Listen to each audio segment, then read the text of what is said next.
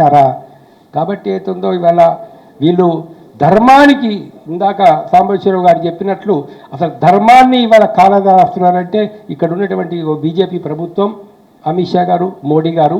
కాబట్టి ఏతుందో దీన్ని మేము తీవ్రంగా ఖండిస్తున్నాము. తర్వాత ఏంటంటే రాజ్యాంగం ప్రకారంగా ఇలాంటి ఎన్కౌంటర్స్ విషయం లోపల సుప్రీంకోర్టు ఇంతకుముందు చాలా తీర్పులు చెప్పడం జరిగింది. సుప్రీంకోర్టు తీర్పులో చాలా స్పష్టంగా చెప్పారు శవాలను భద్రపరచాలని. తర్వాత ఇంకోటి చెప్పారు రీపోస్ట్ మార్టం చేయించాలని చెప్పేసి బంధువులు కోరినప్పుడు. తర్వాత ఏతుందో బంధువులకు అప్పచెప్పాలా, చాలా ఉన్నాయి సుప్రీంకోర్టు గైడ్లైన్స్. మరి సుప్రీంకోర్టు గైడ్లైన్స్ ఉన్నప్పుడు మీరు ఇంత దుర్మార్గంగా శవాలని ఎందుకు కాల్చారు? ఒక్కటే ఒక కారణం, శవాలని బంధువులకు ఇస్తే ఆ శవాల మీద ఉన్న గాయాలు కనబడితేనే భయమా? ఆ శవాల పరిస్థితి ఏంటిదో వాళ్ళకి తెలుస్తుందనే భయమా? ఆడపిల్ల ఒంటి మీద ఎన్ని గాయాలు ఉన్నాయో తెలుస్తుందనే భయమా ఆడపిల్లల ఒంటి మీద ఉన్నటువంటిది? అందుకని ఏదైతే ఉందో దీని వెనకాల ఒక పెద్ద ఘోరమైన నేరాలను దాచుకోవడానికి, అత్యంత ఘోరమైన పాశవికమైన నేరాలను దాచుకోవడానికి మనుషుల్ని క్రూరంగా కొట్టి చంపి ఆడపిల్లల్ని రేప్ చేసి చంపిన తర్వాత ఏతుందో శవాలను తీసుకొచ్చారనే అనుమానం భారత ప్రజలకు ఉన్నది. కాబట్టి దీని మీద న్యాయ విచారణ జరగాలని చెప్పినట్లు మేము దీనికి పూర్తిగా సంఘీభావం తెలియజేస్తున్నాం. మరొక విషయం ఏంటంటే మేము శాంతి చర్చల కమిటీ చాలా స్పష్టంగా వాళ్ళకి వీళ్ళకి చెప్పినాం, మీరు వాళ్ళు అంటే ఇటు మావోయిస్టులు అటు ప్రభుత్వం మీరు ఆయుధాలు వదిలిపెట్టేసి ఆయుధాలు వాడకుండా చర్చలు జరపండి అని చెప్పేసి మేము చెప్తున్నాం. మీరు మొట్టమొదటి ఆయుధాలు వదిలిపెట్టండి అని చెప్పేసి ప్రభుత్వం చెప్తా ఉంది, సాయుధ పోరాటం వదిలిపెట్టండి అని చెప్పేసి ప్రభుత్వం చెప్తా ఉంది, సరెండర్ కానీ చెప్తున్నారు. సరెండర్గా చెప్పడం అనేది కరెక్ట్ సరైనటువంటి పద్ధతి కాదు, ఎంత మాత్రం సరైన పద్ధతి కాదు. ఒక రాజకీయ పార్టీ, పొలిటికల్ పార్టీ అది. మేము చాలా స్పష్టంగా చెప్పదలుచుకున్నమవుతుందో, ఒకవేళ మేము కూడా మావోయిస్టులకు చెప్తా ఉన్నాం, ఇప్పుడు ఈ సాయుధ పోరాట పద్ధతి సరైన పద్ధతి కాదు అనేది మాకు స్పష్టమైనటువంటి అవగాహన. మేము ఆ విషయంలో వాళ్ళతో కూడా మాట్లాడి చర్చించి ఒప్పించడానికి సిద్ధంగా ఉన్నాము. ప్రభుత్వం కనుక మాకు ఒక ప్యాసేజ్, ఒక రకమైనటువంటి అక్కడికి వెళ్ళి వాళ్ళతో మాట్లాడడానికి లేదా వాళ్ళు ఇక్కడికి వచ్చి మాట్లాడడానికి అనువైన పరిస్థితి కనుక కల్పించినట్లయితే వాళ్ళతో మాట్లాడతాం. మీ ప్రభుత్వం చెప్తున్న డిమాండ్ గురించి వాళ్ళని పునరాలోచించమని చెప్పేసి మేము రిక్వెస్ట్ చేస్తాం. వాళ్ళతోటి శాశ్వతంగా సమస్య పరిష్కారం అవుతుంది, దీన్ని ఆలోచించాలని చెప్పేసి ప్రభుత్వాన్ని విజ్ఞప్తి చేస్తున్నాం. ఒక అవకాశం వచ్చింది, దీన్ని ప్రభుత్వం వదులుకోవద్దని కూడా చాలా స్పష్టంగా చెప్తున్నాం. పరిణామాల మట్టుకు చాలా తీవ్రంగా ఉంటాయి. ప్రభుత్వం కనుక సరి అయినటువంటి ఆలోచన చెయ్యకపోతే పరిణామాలు ఎట్లా ఉంటాయో ఎవరు చెప్పలేరు. ధన్యవాదాలు. ఇప్పుడు వారు తక్షణమే దీనికి అంగీకరించి మిమ్మల్ని అందరిని పిలవడం, మీరు కూడా చాలా తక్కువ సమయంలో మీడియా చాలా పెద్ద మిగతా రాజకీయ పార్టీలు ఎవరు వచ్చారు వాళ్ళందరికీ కూడా నేను ప్రత్యేకంగా ధన్యవాదాలు చెప్తూ, ఇవాళ శవాల ఇవ్వకపోవడం బంధువులకు కానీ తల్లిదండ్రులకు కానీ ఇది ఏ ప్రమాణం మీద నిలుస్తుంది? అది నైతిక ప్రమాణం కాదు, రాజ్యాంగ ప్రమాణం కాదు, ప్రజాస్వామ్య ప్రమాణం కాదు, అంతర్జాతీయ ప్రమాణం కాదు. సార్ చెప్పినట్లు సుప్రీంకోర్టు గైడ్లైన్స్ ఉన్నాయి, నేషనల్ హ్యూమన్ రైట్స్ కమిషన్ చాలా గైడ్లైన్స్ ఇచ్చారు. ఎట్లా శవాలని అసలు వాటిని ఎట్లా గౌరవించాలి? శవాలను గౌరవించమనేది మన నాగరికతలోనే ఒక భాగంగా, నాగరికత ఎవాల్వ్ అవుతున్నది, అది పరిణామం చెందుతున్న క్రమంలో శవాన్ని మనం ఎలా గౌరవించాలి, దానం ఎలా చేయాలి అనే దానికి కూడా శాస్త్రాల్లో కూడా దానికి ఒక ప్రత్యేకమైన పద్ధతి ఉంటుంది. ఇది హిందూ ధర్మశాస్త్రం ప్రకారం కూడా, వాళ్ళు నమ్మే హిందుత్వ ప్రకారం కూడా ఇది నిలవదు. సార్ చెప్పినట్టు రామాయణం చదివితే రామాయణంలో రాముడు రావణ్ణి డెడ్ బాడీని ఎట్లా ట్రీట్ చేయాలి అనేటువంటిది ఆయన చెప్పడం ఏదైతుందో, పోనీ ఆ ప్రమాణం కానీ అంతర్జాతీయ ప్రమాణాలు కానీ సుప్రీంకోర్టు ఇంతకుముందు ఇచ్చిన గైడ్లైన్స్ కానీ ఎన్హెచ్ఆర్సీ గైడ్లైన్స్ కానీ ఏ ప్రమాణాలకి నిలవదు. ఇవాళ మీరు శవాలను ఇవ్వకపోవడం, బంధువులు ఉన్నారు, తల్లిదండ్రులు ఉన్నారు, 4-5 రోజులు అక్కడ వాళ్ళు వెయిట్ చేస్తున్నారు, వాళ్ళ శవాలు ఇస్తారేమో. కేశవరావు గారి తమ్ముడు ఆయన ఏమన్నా అంటే, మా అన్న శవాన్ని ఇస్తే మా పిల్లలకు చూయిద్దాం అనుకున్నాం, ఆయన పిల్లలు ఎప్పుడు చూడలేదు కనుక మా పిల్లలు చూయించే దహనం చేద్దాం అనుకున్నాం. మేము ఇన్ని రోజులు ఇక్కడ ఎదురు చూసాం.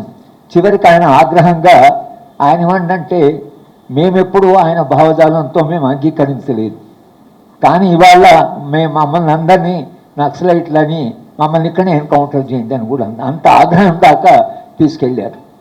అంటే ఎందుకు అసలు కాల్చినట్టు, బాడీస్ని ఎందుకు దహనం చేసినట్లు? అంటే మరి శవాలకు భయపడుతున్నారా?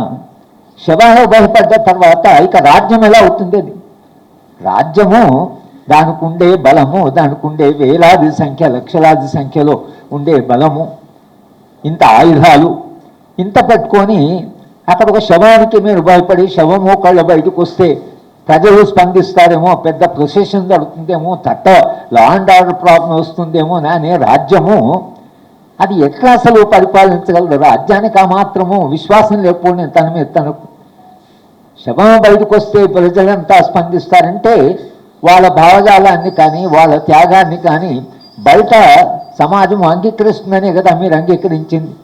ఒకవేళ వాళ్ళు నిజంగానే దేశ శత్రువులు మీరు అన్నట్లుగా వాళ్ళు మొత్తంగా అభివృద్ధి వ్యతిరేకులు, వాళ్ళు కేవలం హింసనే నమ్ముకున్నారు అని మీరు ఒకవేళ అనుకుంటే ప్రజల్లో అంత స్పందన వస్తుందని మీరు ఎందుకు అనుకుంటున్నారు?